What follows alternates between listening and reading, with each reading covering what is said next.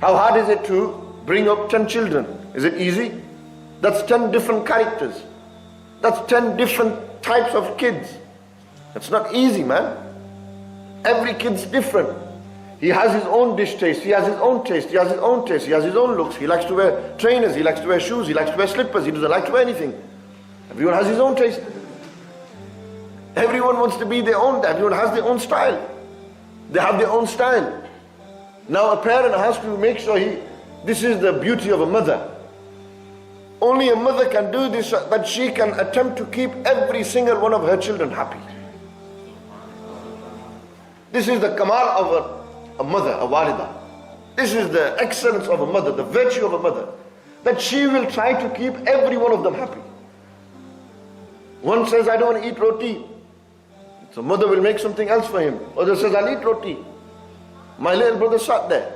He loves eating roti. My mom feeds him roti all the time. Me, I cannot eat roti. It's just not in my genes. I've lived out of my house so long that roti is just, I can't do it no more, man. So I say, if you got bread, I'll eat salan with bread. I'll eat naan with bread, but I can't eat this elephant atta with bread. This atta, I just don't know. I've got something against it. Or otherwise, I'm going out to have a burger, I'm going to eat for a meal, meeting people, etc.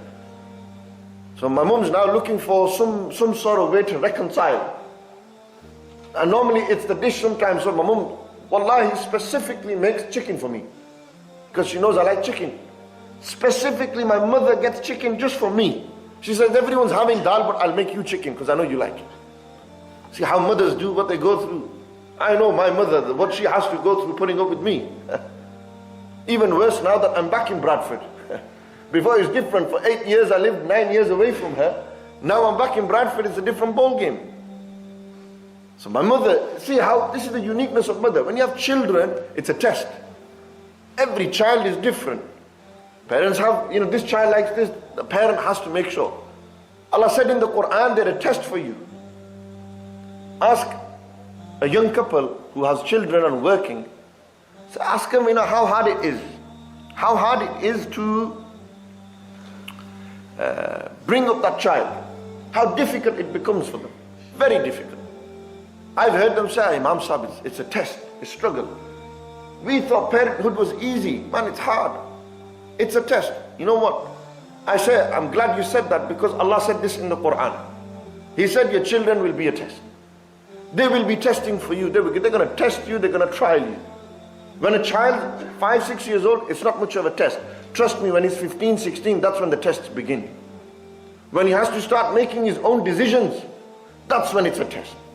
That's why if you bring the child up in the right way, then his decisions will be right as well. Therefore, it won't be as hard.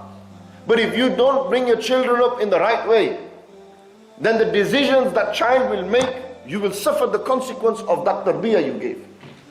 You will suffer the consequence of the nurturing you gave to that child. That's why parenthood isn't a joke. To bring a child up today is no joke. It's hard work. Allah said, إِنَّمَا أَمْوَالُكُمْ وَأَوْلَادُكُمْ فِتْنَةً. Your wealth and your children are a test. I've elaborated on how children become a test, somewhat. I could go on all night.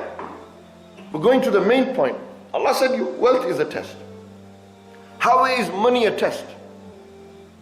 Shall I tell you how? Give somebody £1 million, see if his attitude changes.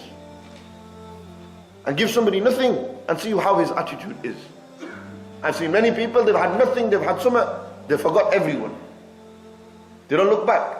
Many people, money changes people, trust me. People think, you want to be rich, take money. But remember, it's going to change you as well. Money is such a thing, people have changed, man, they switched. That's it, the businesses are working, they're rolling money in. Whether it's lad who earn through haram. Haram money, halal money, big subject. How are we earning money? Through haram or halal? The amount of fraud that goes on, through drugs, through gambling, people make money. This is wrong, it's haram. You think the haram money is going to satisfy you? You're joking, man. One day it's going to bite you so hard, so hard. You're going to be stung for life. You're going to suffer hard. That's the result of your haram income. And if the haram income, that's not the result, I'll tell you this much. You give haram to your children, they will turn out to become haram as well. I don't mean they're harami children.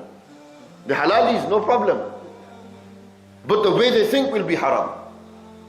Today you're doing drugs, tomorrow they might do drugs. Why? Because of the food that you fed them. We don't realize the influence of the wealth that we put, the luqma we put in our children's mouth. We don't realize that. It's scary.